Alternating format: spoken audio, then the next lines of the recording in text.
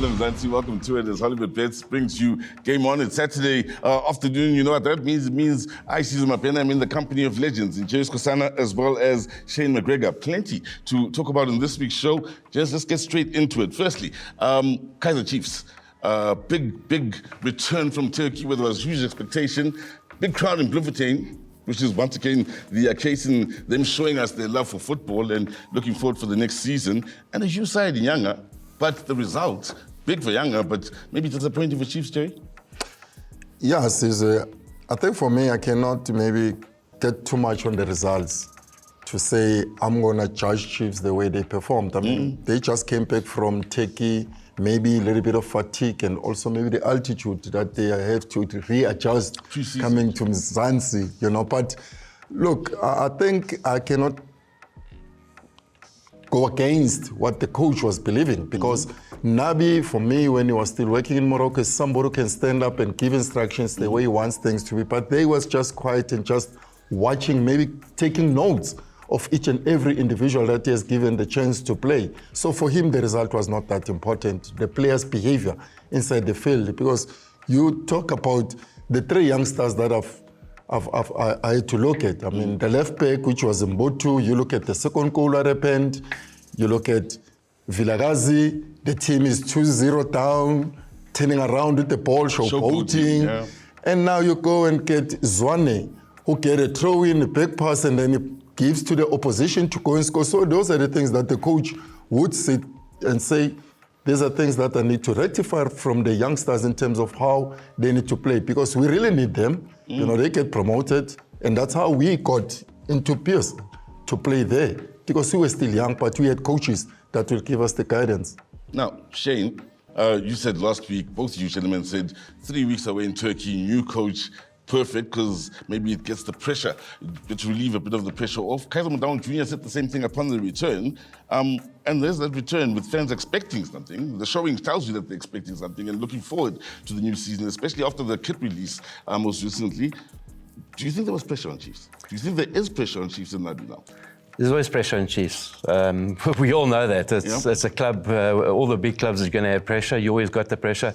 You look at the way this game was played. I mean, he played the three youngsters, the showboating. That would never happen in my day. The coach would have pulled him off straight away, taught him a lesson, and showed him what football's about. But anyway, it's all part and parcel of the game, and learning. But for me, for Chiefs, they looked at it. They got beaten 4-0. They put more pressure on themselves now.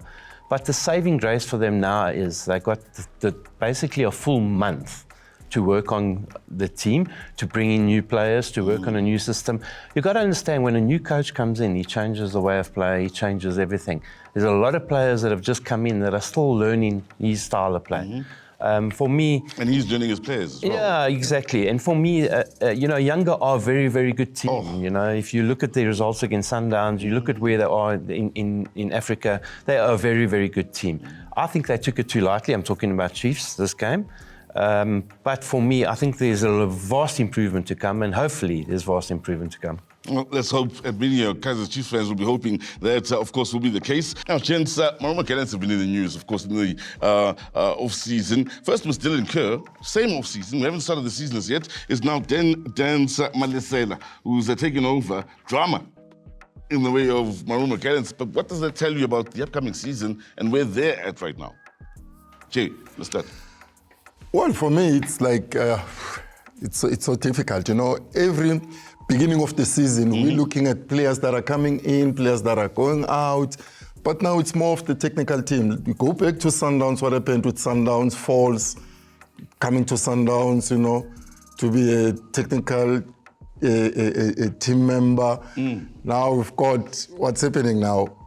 From Swallows, being bought to Marumo Gallants, not yet played the game. Plenty to talk about. Not yet played the game. Now there is a lot of changing of coaches before they could even start the season. I mean, really, it's just crazy, to be honest. I mean, I cannot stand for it. Even if I was Dylan Kerr and then I'm being appointed to be the head coach of Marumo Gallants, and all of a sudden I'm told, no, you'll be having a co-coach.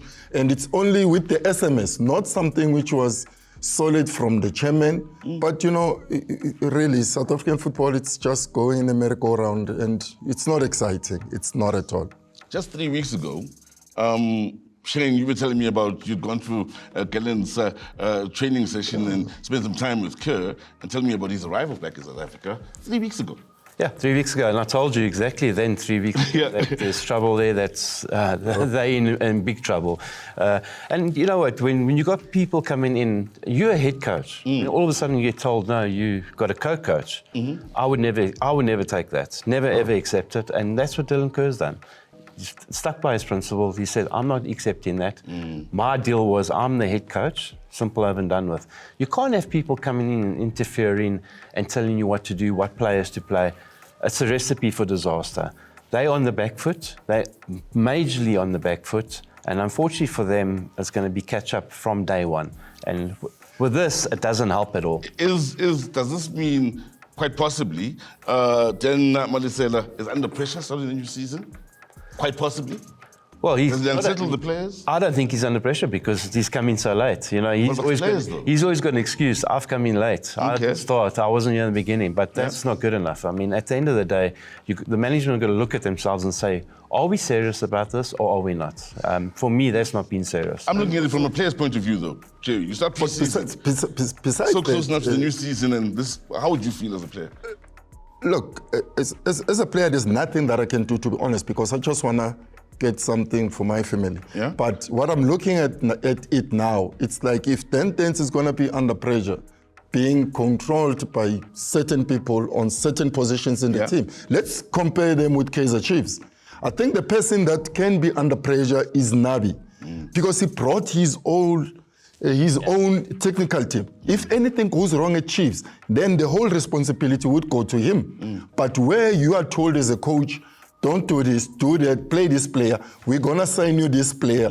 There, you've got nothing to worry about or have a problem with. But that's South African football. End of the day, Jerry, it still falls on your head. They're always going to use the excuse you're not getting results. That's the problem. And there's one coach we thought we'd lost in as far as the PSL. Yeah, Dramovic, he stays in South Africa, which is great for the South African game, of course. A man who's given us plenty to talk about now in the off-season and in the season gone by. We take a short break. We come back. We discuss the upcoming MTN 8.